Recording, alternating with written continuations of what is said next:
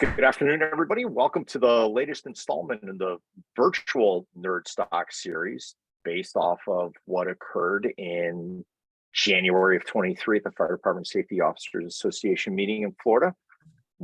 Joined today by Dr. Jennifer Taylor from Drexel University and Casey Grant. We're going to talk a little bit about their research projects that started from the very early times of the FEMA-funded research program. And that's really what Nerdstock is we've done from the very beginning of the very early projects. There's been some very, very important work that has set the tone for other projects in the fire service, set the tone for things that we have changed, that we know better now that needs to be done. And certainly these two projects are among that group. So with that, Dr. Taylor, I'll turn it off to you and you can start your presentation. Fantastic. Thanks, John. And good day, everyone who is joining us. I am very proud to be able to share with you the focus survey and what it is, and I will get going. So throughout my presentation, there are QR codes about the first center and about the survey, so I'll point those out to you. So there are many things that the First Center does. They all respond to at least one, if not more, of the National Life Safety Initiatives. And this is a screenshot of our website. You can go here and serve yourself. That QR code will take you there. And today I'm going to be talking about the Fire Service Organizational Culture of Safety Survey, or FOCUS. And the mission of FOCUS is to serve the fire service with safety climate data acquired through the assessment, and then to educate and train, make competent and comfortable fire departments and their unions with the data so that they can use the objective data for change.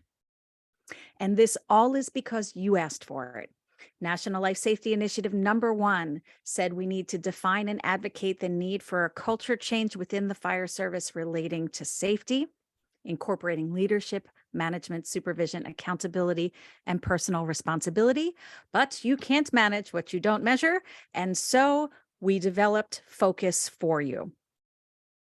And when we validated FOCUS to make sure that the fire service had a valid and reliable tool, we found that for each, let me see if I can get the laser pointer here. Yes, for each 10 points, you increase your FOCUS score going from 0 to 100.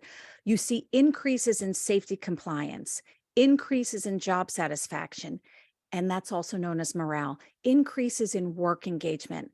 You also see decreases in emotional exhaustion or burnout and decreases in the injury rate. This is how safety climate is known to work, but it's great to know that the fire service specific measure of safety climate works exactly as theory would predict. So this actually shows you a little bit of the causal pathway of how safety climate works. And these are the original components in the beta test. The beta test was a geographically stratified random sample. It was funded by a research and development grant from FEMA from 2012 to 2016. And that's a QR code for the survey if you want to learn more about it or enroll in it. FOCUS 1.0 is when it went out into the field through, after an R&D grant, a fire prevention and safety grant led by our partner, the Fire Department Safety Officers Association. FDSOA was the main partner for this because when we field tested the survey initially, it was the safety officer who really championed the collection of the data and its use. So you'll see that there are different versions of FOCUS. FOCUS 2.0, we added more indicators and measures based on your feedback about what you needed to know, especially around leadership and mental health. And as each survey evolved, here's the third funding of the survey through an FP&S grant with FDSOA in 2018 to 2020. We added more variables based on your input. And then the pandemic happened. And we learned so much about leadership communication, participation in decision-making in organizations, readiness to change, all different types of things. And we learned, of course, what was bad before the pandemic was realized by society during the pandemic, that this work has a high mental health price tag. So we included a whole new module on mental health that's available to you in Focus 3.0, which is also funded in 2021 through 2023 from an FP&S grant. So R&D started this whole research to practice initiative with Focus, and we're very proud of that. And you should know that even though we're in Philly and y'all should come for a cheesesteak, we are a national research education and practice center. Focus has been administered in every FEMA region, in every state in the country. And when it finishes this fourth wave in 2023, it will have assessed the safety climate of over 750 U.S. fire departments, inclusive of 90,000 firefighters. It is the largest assessment of firefighters to date. And this map shows you that everyone is welcome to do Focus. Volunteers are shown here in red, combination in blue, and career in black. And here's that QR code again, because through a FEMA FP&S grant and our partnership with FDSOA, it is available to any fire department who wants it for free. But that might not always be the case. So please scan this QR code and enroll as soon as you can. So I want to just tell you a little bit about, in general, what safety climate looks like in the fire service on the basis of all of these data. So safety climate has two attributes that are really important: management commitment for safety, or those white shirts, and supervisor support for safety, and those are your company officers. And across fire departments in the country, we've seen that management commitment is routinely lower than supervisor support for safety as perceived by the workers. And so what you see is an average score here of 72 out of 100, but you see a range that there's one department with a 44 and one department with a 93. Where do you want your fire department to be? What are you hoping for? Supervisor support, the average in the country is an 82. The interval is more narrow. There's less variability among fire departments, but the lowest is a 65 out of 100. And somewhere out there, there's a fire department with a 96. So these are the two most important aspects of your safety climate that predict your injuries and predict your mental health outcomes and predict how happy people are at work. So I want to then introduce you to Ashley Gezik, who is a third-year PhD candidate at the First Center. She is the daughter of a 9/11 recovery responder, and she came to the First Center to honor her father through her research. And one of her first author papers at the First Center, that's a lot of first, was Size Matters: How Safety Climate and Downstream Outcomes Vary by Fire Department Organization Type. And what I mean by that is what these panels show us is that as this is volunteer departments, combination departments, and career departments who participated in Focus, and their management commitment to safety scores. And what this shows us is a dose response. The more career you become, the lower your management commitment to safety score becomes. So it's really important to learn from those volunteer and combo departments. And what we realize in the data is that the larger your fire department becomes in size and the more career you become, the harder it is to communicate that you really care for the safety of your members. And so with our organizational science core at the First Center, we are working on interventions and have developed several that you can use to try to increase this score. But the interesting thing, my friends, is that when it comes to supervisor support for safety, there is no variation among department type. It looks pretty much the same, and it is overall high. So those company officers are doing a great job when it comes to communicating to the membership that they care about safety. Let me just show you a couple other metrics that come out of the Focus data. Let me focus on the bottom here to these organizational outcomes. These are things that your safety climate predicts as well, such as how satisfied people are on the job. And we see overall the job satisfaction is high in the fire and rescue service, but we see that variation where there's a department that's 57 out of 100 and a department that's 96 out of 100. So you see an average that's high, but you see everything in between. Engagement is also relatively high, has a wide range of variation, and this is feeling absorbed, vigorous, and dedicated at work. And then burnout is a negative metric. It is one of the ones that we're very concerned with, because when it gets to a 40 or higher, it's in a zone of concern. And across the fire service, burnout on average is high. You can see in some departments it's low, and in some departments it's rather high. I want to show you on the next slide the executive summary of your focus report. You get a 30-page report, which benchmark your fire department to fire departments across the country. It also gives you a drill down of all the metrics on the Focus 3.0 survey by station, if you are a department with multiple stations. So you can see stations that are more burnt out or less engaged across your department. But this is just the executive summary, which shows you, let's look at this department, which is mocked up. I'm not identifying anyone. This department overall had a focus score of 73, but their management commitment was a 64 out of 100, and their supervisor support score was 82. So there's a lot of improvement that this department should be thinking about.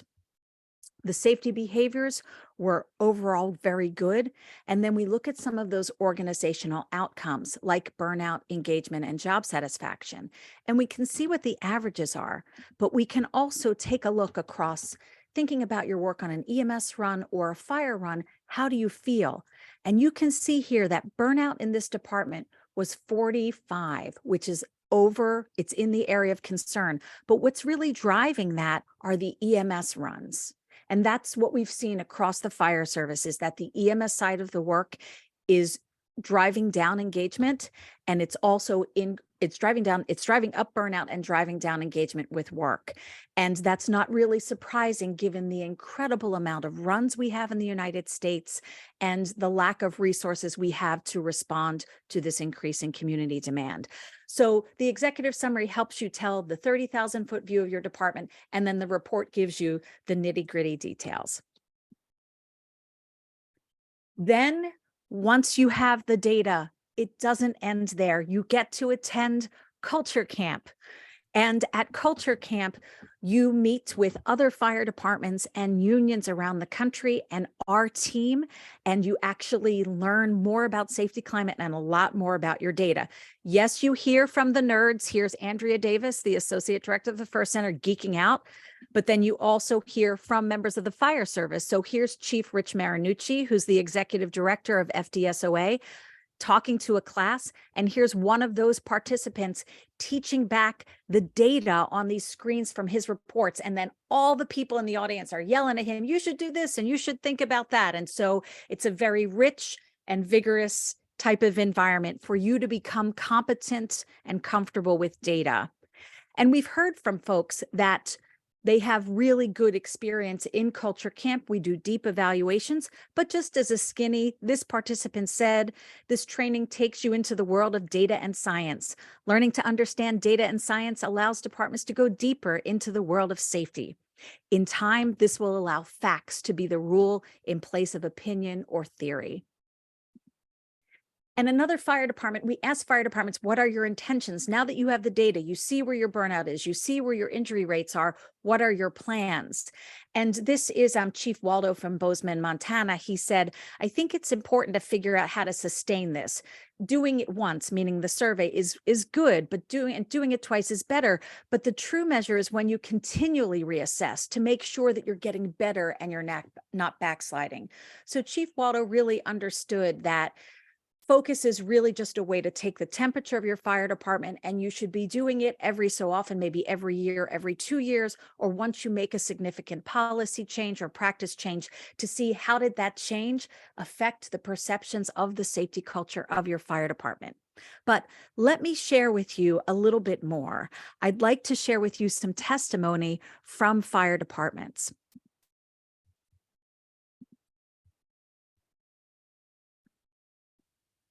My name is Mike Stanley. I'm the fire chief for the city of Oshkosh Fire Department.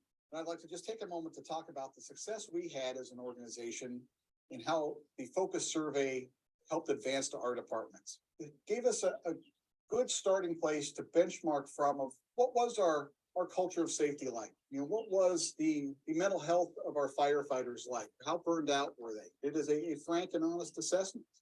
And we found out that we had a lot of work to do, but that helped us to do a lot of that. That we used the focus survey to advocate for additional staffing, which we were able to take to our city council, and we're successful in adding additional staffing to reduce the amount of overtime that our firefighters were having to work. And this data was instrumental in us successfully getting several grants over the past few years to stand up our peer support team, train our members so that we could better take care of any behavioral health emergencies or issues that may come up amongst our firefighters, active and retired, and their families. I wish you all a happy and safe conference, and thank you for the opportunity to talk about such a great thing in the focus survey. Hi, County Chief, the Essex Fire Department, Essex, Vermont, a proud member of the Fire Department Safety Officers Association. I'd like to take a few moments to tell you about how our department has benefited by participating in the focus culture of safety and the COVID-19 rapid mental health assessment surveys done by Drexel University. We identified that leadership communication was not where we wanted it to be, so we restructured how we manage from the top down, empowered our captains to do much more administrative work, empowered our line officers to do many more things relative to staffing and communications. We've also added a second safety officer's position as we think that that's an extremely important position. We've created a much greater awareness at the town level with our town government. They now know exactly what we do, how important things are, and as well how burnout can affect us. And that was a key in getting our 2 per diem staff pushed through the last town meeting and actually funded to answer calls, both medical and fire, 40 hours a week, 5 days per week. Thank you very much, and be safe out there. Good afternoon. My name is Scott Sellers. I'm the Special Operations Chief here at DeKalb County Fire Rescue. We've been involved with Drexel University in the First Center since 2018, and we've participated in the Focus Surveys 1.0 and 2.0. We're looking forward to participating in Focus Survey 3.0 coming up here shortly. For us, the Focus Surveys have been invaluable. They were a good tool for us to measure, to get that snapshot in time of where our safety culture was at. From doing the first survey to the second focus survey, we were able to see a marked improvement in our overall safety culture. And, we felt like we were able to do this by using the data that we had gained from the survey. We've used that data to switch to clean cab apparatus. Part of that was we got a second set of turnout gear for every firefighter in our department. We've also used the data to start using Site Med for our physicals. We go by the NFPA 1582, started multiple work groups that help us further our safety culture within the department. It's really gave a good buy-in for the members of the department. In this, partnering with the First Center has been a great partnership so far. In 2018, we attended Cultural Camp, and in 2019, we attended Advanced Cultural Camp, which I would definitely recommend to any department out there as well. I think that there have only been positive benefits for us on our part that we've seen out of participating in the Focus Survey.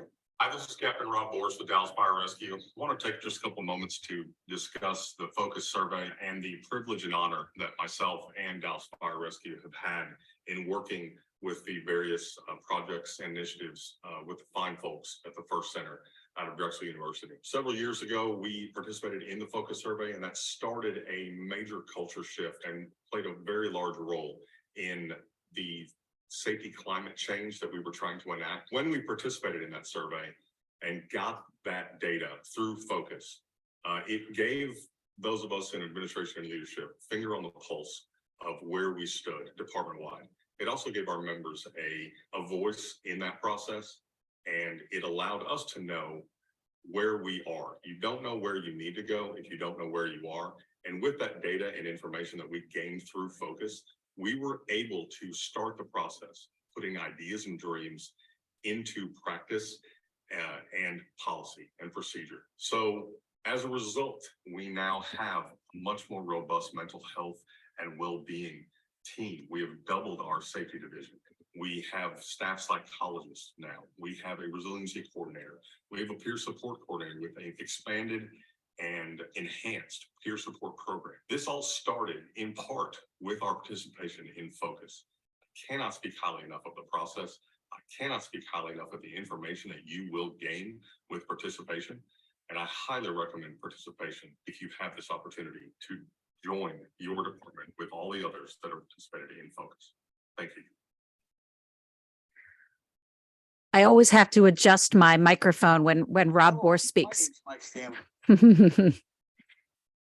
So this is my last slide, my friends, and to enroll in Focus, any department is welcome, career, combination, volunteer, north, south, east, west, small, large, y'all come. And we will be closing enrollment pretty soon. So we have a lot of departments enrolled and a lot of culture camps to launch. So if you are thinking about it, please get your name on the list. There will be a waiting list after it fills up, but and then that's all dependent on future grant funding. So, and please connect with us at the First Center to find out about all the work we're doing on injury prevention, diversity, equity, inclusion, workplace violence, et cetera. So I want to thank NDRI USA and the Science Alliance for inviting us to be part of Nerdstock, and obviously FEMA for the funding, because the science would not happen if the funding wasn't there. So thanks very much. And back to you, John. Thank you, Dr. Taylor. And I would offer my 2 cents as well as a supporter and a user of the Focus survey and what the First Center does. I think it's important to not only, if you think you have things to work on, but even if you think you're doing things well. And that was one of the eye-opening things for us as a department with a bunch of safety-minded, progressive, forward-thinking people in leadership positions doing the survey. And it came back and it was like, all right, we're okay-ish, but there's still some stuff that we need to do that wasn't, I don't want to say that we were blind to it, but it was still things that we needed to do as an organization. And really a couple moments where we were like, well, we thought we were better than that. And obviously we weren't, or the members thought we weren't. So that 360-degree view of everything going on in your organization becomes really, really important. So that's fantastic as we try to figure out where we're at and what we want to do. I'm going to take a second here, spend a couple of minutes before we jump to Casey's presentation. Anybody, appreciate the participants that are here. If there's anybody from the participant group that has a question, please either drop it into the chat or come off mute and ask Dr. Taylor your question. We can take a couple 5 minutes here for questions if there's anybody.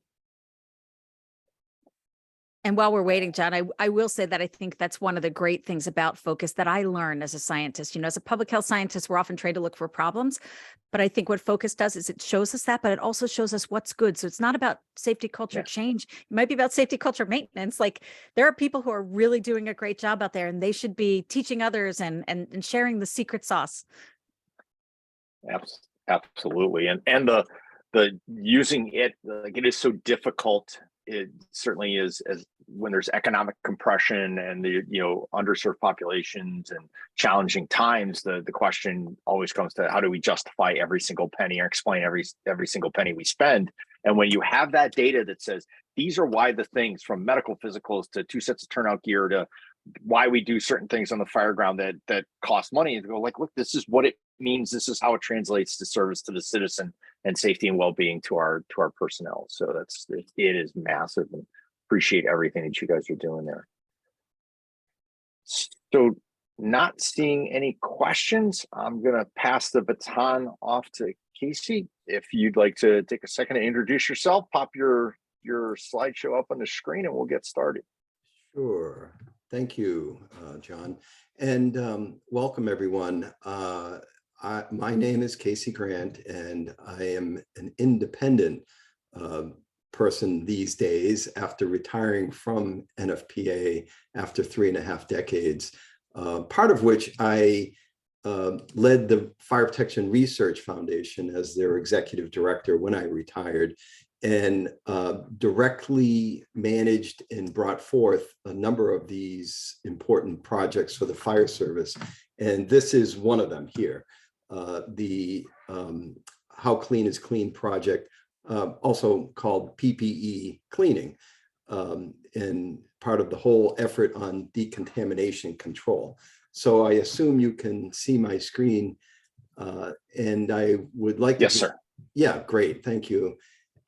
So let me just, I'm going to step back here for a moment, and I want to give a full salute to the AFG program because we do not always recognize and appreciate the significance that it has done for today's fire service in terms of the steps forward. You see on the screen several articles that we published. I had published in NFPA publications and elsewhere, pointing this out. And one of which in the middle in 2009, talking about the research renaissance of the fire service. And we genuinely are in the renaissance of really realizing great advancements and significant contributions, which we don't always see in the short term. They really come into play more in the mid and long term. But we're now, after a couple of decades of all this, we're seeing some of these steps forward, part of which is what I'm going to talk about here with this How Clean is Clean activity. And not sure why that went backwards, but let's go. Whoops, what happened there? Okay, so just to really focus on the issue at hand, I do want to talk about these. There's on each side, I have this in subsequent slides. I'm going to expand on it. These websites that I do want to embellish on. But let me just say, this research effort started back about 8 years ago. And I will tell you, it was rather interesting. Before the worldwide pandemic with COVID-19, we did have the issue of Ebola, and it was spreading in Africa, and that had spread to certain other spots. Well, we received a telephone call at NFPA one day. And if you recall, there was some exposures that did occur in the United States. Somebody got off an airplane in Dallas, was one location. And we received the question, well, wait a minute, we had to deal with somebody that was potentially had Ebola. What do we do with our gear? And the person actually asked, should we wash it twice? And, you know, that caused this looking around saying, wow, you know, what do we have as criteria? How clean is clean? And we could see no metrics really established for that. And that's what this whole effort has been about. How clean is clean? That's not the official name of the project, but that is the moniker that really grew from the street lexicon, and clearly it fits. So this whole focus is really asking that question. And we see this not just with our PPE, but on our apparatus, on our fire stations, all around. We're now asking the question, wait a minute, you know, how clean is this? And what contamination are we being exposed to? So it began in 2015. We've received multiple AFG research grants on this. There's 3, one of which will be wrapping up later in 2024, the third of the 3. And they basically expanded on the method that has been brought forth and now is well implemented. And I'll talk about that in just a moment. I do want to give a special salute out to the project partners here, because it has been a unique relationship. It's really worked well. The Fire Protection Research Foundation, we would run these projects much like, as we would say, the producers of a movie. We're not the directors, we're not the actors and actresses. We are the producers in making it happen and connecting the dots, identifying the funding, making it all occur, and then providing deliverables, meaningful deliverables to the stakeholders at the end of the day. Well, with this project, we were working directly with multiple groups, most notably the NIOSH, National Institute for Occupational Safety and Health, as well as International Personal Protection with Jeff Stull, who was our technical director throughout this project. But we did the testing has been done throughout this effort at NIOSH. So we were going back to their excellent labs in Morgantown and doing all the hard lifting for this project at the Morgantown facility, which has excellent equipment and staff, primarily led by Jay Tarley and Crystal Forrester. So in addition, the NFPA 1851 Technical Committee has been directly involved. And that is where the current chair of the committee, Tim Tomlinson, is a firefighter, a full-time firefighter, but he also has his own side business as an independent service provider, an ISP, which is a key part of this whole arena, because those are the groups that are the third parties that are out there, and they go through an accreditation process as an ISP, but they are the ones that are cleaning the gear for fire departments. They often have centralized locations. They sometimes are coming into departments and doing it at the departments. It depends what the arrangements are, but that's what this is all about. You'll see a couple of websites here, and I'm going to just expand on this right now. But first, this FEMA website, we are one of the case studies on the AFG FEMA website for how clean is clean fire protective clothing. So this is one location that you can go to and get more information. And it talks about on the right-hand side, the steps. I'm going to just briefly talk about that. But perhaps more importantly is this item on the NFPA website that summarizes it. It's easy to remember. It's the NFPA URL/PPE cleaning. And it's arguably better than the FEMA website because it's not just about the case study perspective, but it includes other links and some videos and other additional information that could be helpful if you were looking for more information. So with that, I do want to just mention, and when I gave this presentation at Nerdstock, we were limited to, I believe it was 5 slides. So how do you fit more than 5 slides into a presentation? You cram them down like you see here. But here I can actually expand on these, which is what I'm going to do. So let me just say, this has been a hugely successful project in directly impacting and making changes to our regulatory infrastructure for the fire service, that being the NFPA standards. NFPA 1851 is the de facto document that is followed rigorously on the care and maintenance of PPE. So with that, this has been completely overhauled since this project first started back in 2015. There's been numerous and extensive revisions to NFPA 1851. And this has really put the ISP folks who are doing the good work of cleaning this gear, I don't want to say put them in a headlock to make this happen, but it is really making them follow these requirements and to live up to what needs to be done. So, and the steps that are actually occurring here, and this is the same information that was posted on the AFG website, for instance, there's a multi-step process that they go through. Let me just say this, importantly, this project is not saying the threshold of don't get exposed to so much of this, asbestos or benzene or whatever it might be. It is a verification process to tell you how clean is clean. It is a way that we're putting everybody on the same level with their cleaning approaches. So one of the things that we've seen with this, and I'll talk about one of them at the end of this presentation in my final slide, is we're clearly seeing how effective, or maybe not so effective, the different cleaning methods are.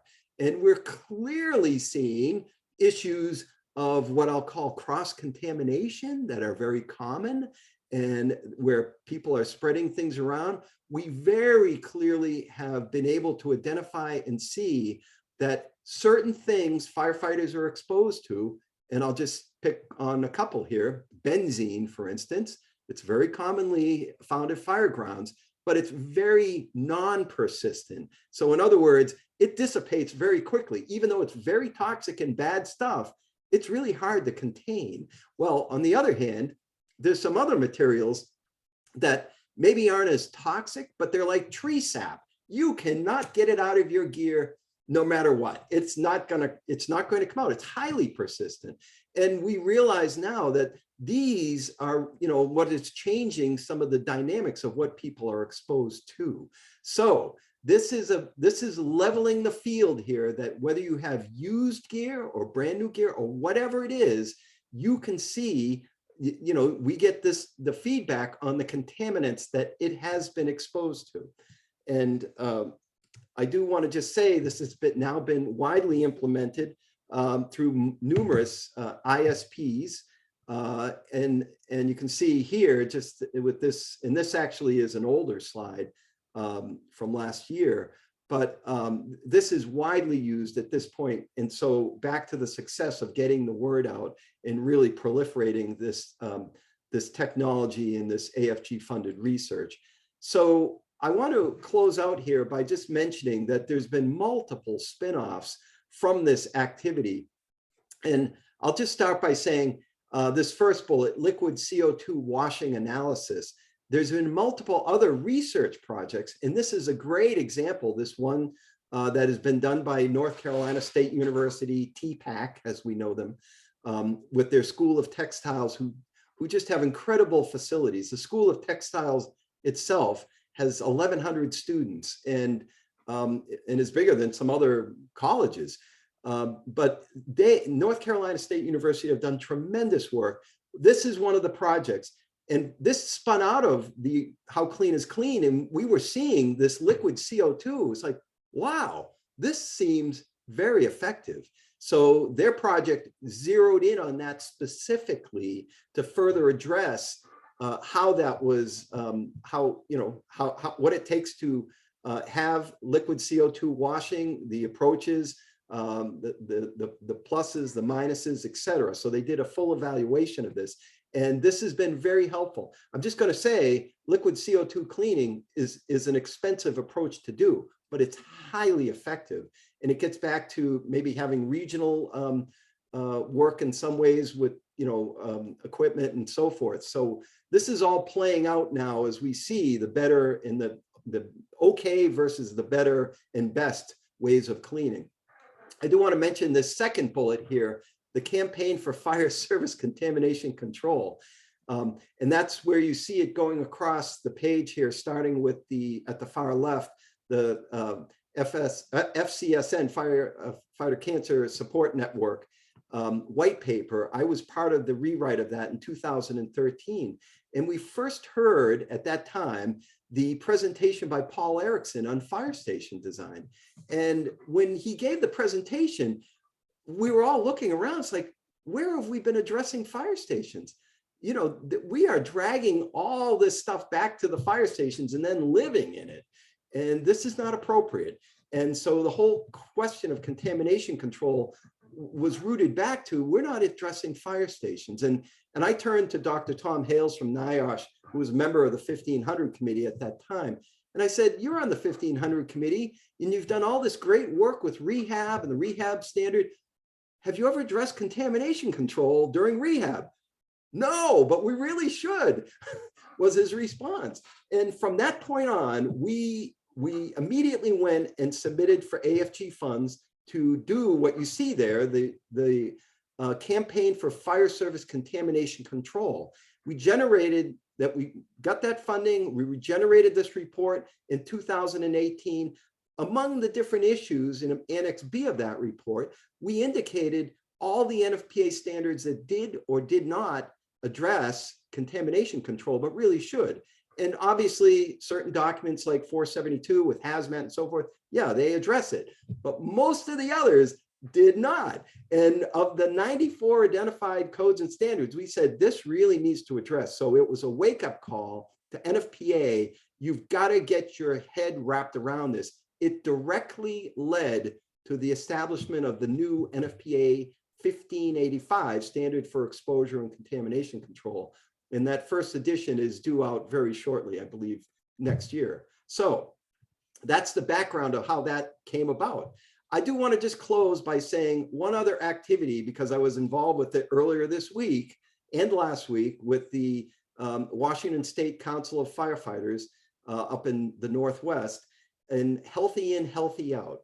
That has been a poster child of a good example of the document that they generated about 8 years ago, 2016-ish, I believe, healthy in and healthy out. You can see it on the right side. And they're rewriting it, and they are tripling to quadrupling the size of it. And in support of Dr. Taylor's presentation you just heard, they are greatly expanding the issues, and they're including behavioral health issues and some of these other really important topics in the healthy and healthy out. And they're also very tuned in to DEI. They changed the cover, and as you can see, so that important document that really gives us very excellent information, and there's something there for everybody, whether you're a line firefighter or you're a rookie, you're the chief of department, there is something there for everyone to follow and to lean on in terms of that good guidance. So that's it from me. And I am going to turn it back to you, John. Thank you, Casey. And I think one of the things that's important for people to understand that's really illustrative of the way the system works, and why Nerdstock was so important, and why presentations by Dr. Taylor and by you are important to share with the fire service is that topic of how clean is clean came from one of the NFF's research agenda setting meetings, that the fire service came to that and said, we have no problem washing our gear, doing all these things, but what does it do? What does it mean? How does it work? So, that got added to the research agenda. Then the scientific community stepped up, did the research, and led to these outcomes that now, rather than just doing things, we understand the why, the outcome.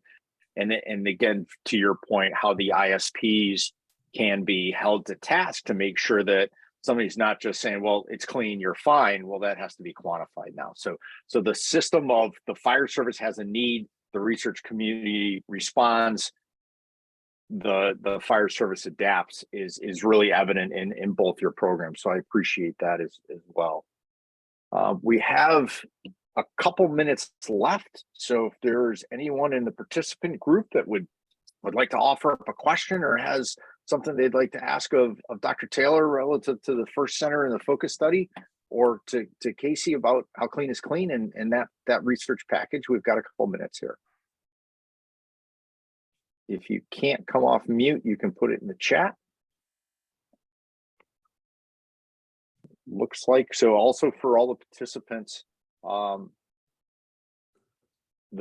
in the chat is also a link to that Dr. Taylor put in. It's a link to her program that you should take a look at and take advantage of the opportunity. And again, I don't care what your fire department formation is, career combination, volunteer, wildland, wildfire, wherever you are in the United States, just do it, because you will certainly see differences in your organization. So Dr. Taylor, parting thoughts to share as we close out the afternoon. I don't have any parting thoughts about what I presented on, but it's always great to be with Casey because he always makes me think. But Casey, especially because a lot of this work you've done in collaboration with NIOSH, I'm going to ask a kind of a tangential question. What do we know about exposures to the people who are cleaning the gear? Because I would think, NIOSH would be concerned about that, but also like their health and well-being. And, if they're getting exposed, well, not only are we concerned for their health, but the what's left on the gear, I guess, is what I'm saying. Yeah, it's a great point. And that actually has come up during this project, especially about the disposal of the effluent, the cleaning material, and what comes off the gear. Where does that go? Yeah. And that those are very important and significant questions. I will say the project has been working with the I'll call them the laundering world. Yeah. And they do a lot. They're doing hospitals, they're doing all these places. And by the way, we tend to think of the chemical side of contamination control. There's a biological side as well, and it's part of this whole effort. And so, with EMS and so forth, that is clearly a piece of this. And it's trickier because the stuff grows. It's not just, doesn't just sit there. But you're absolutely spot on. NIOSH has taken an interest in this through National Occupational Research Agenda. And it is an issue with the ISPs. Yes. Again, another thing that, well, we're going to clean it and it's going to be fine. It's the every well-intended thing leads to a consequence that then we have to address the consequences of what those things look like. And so I appreciate, that's a great question. Casey, I appreciate the answer. I also think it's interesting because it can actually help the safety and health of those people, because the work that the fire service is doing and the science is measuring the exposure. So actually we have the exposure data for the workers who are cleaning the gear, so it's about FEMA funded research, having benefit not only to the fire service, but to other industries, right? There's a lot of overlap and a lot of potential for other resources, to come in. We think we're in our little silo, but they're, everything that we touch, all the other industries, all the other groups, all the other people that we touch does, it may not say fire service on it, but it certainly has an impact. Yeah. And I will just add here, again, there's been pieces of it that have been extremely revealing, such as the cross-contamination that's been going on, where, people are dragging across countertops and then never, cleaning things. And the differences between a front loading extractor versus a top loading is significant. And Wow. so these are some of the recommendations that are coming out. There's some basics here. We're back to the basics on some of it. And yeah, you don't need to go, all the way to liquid CO2 necessarily, but there's really genuine issues here. And it does depend what you're exposed to, because again, some stuff we're finding, it will not come out of the gear. It's not going to come out, and you're going to just continually be exposed to it. So there is a wake-up call on a number of things. I do want to add one item here, and back to your work, Jen. And I did mention Healthy In, Healthy Out. I've always referred people to it as a very handy, smaller booklet. Again, they're making it 4 times the size. It's a lot of information they're adding. I'm just going to mention, it's easy to get by just putting into a search engine, Healthy In, Healthy Out, and it comes up. In fact, it's on the IAFF website as well as the Washington State Firefighters. But the significant material that they're adding for, topic areas that you are directly involved with, and again, behavioral health, and there's a whole stream of new material. And I just found it very, very helpful. And so I'm just mentioning it here. I just want to make sure you and others are aware of that material. I was texting my team, let's find that. We have to find this, So well, it's important too. You're on Focus version 3 now. Mm-hmm. Yeah. So we can't sit still, that evolution as we got better. And, when you threw that up there, Casey, I'm like, it was created in 2016. That was 5 minutes ago. But in a lot of ways, with what we learned during the pandemic and what we've learned from research to practice since then, 2016 could be, almost a fire service generation ago, because it's 8 or 9 years. So we can't rest. We don't rest. Thank you to people like you folks that continue to push forward to make sure that the younger generation, the individual that walked down to their volunteer fire station last Tuesday and signed up to be a volunteer firefighter in their small community, may not ever have to be exposed to some of the things that researchers such as yourselves have developed and figured out that have made it better for those that come after us. So that's outstanding. So with that, I appreciate you guys taking some time out of your day to offer an expanded version of what you shared in January in Florida. For folks that are on the webinar, or perhaps watching it later, each one of the Nerdstock presentations will be provided again in a webinar environment like this. So please stay tuned, and thank you for your interest, and I hope everybody has a great rest of your day. Thank you. Thanks, everyone. Thanks.